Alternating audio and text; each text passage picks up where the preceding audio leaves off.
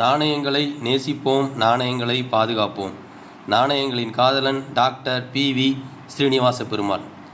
1876 வெளியிடப்பட்ட Victoria queen அவர்களின் உருவப்பொம்மை உருவச் சின்னம் இடம்பெற்றுள்ள நாணயம் மிக மிக அரிய வகை நாணயம்.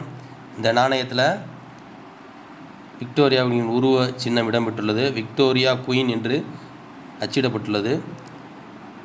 சுற்றி பார்த்தோம்னா இந்த நாணயத்தோட டயாமீட்டர்னு பார்த்தோம்னா 17.60 17.70 மில்லிமீட்டர். இதன் எடைன்னு பார்த்தோம்னா 21.6 கிராம் இருக்குது.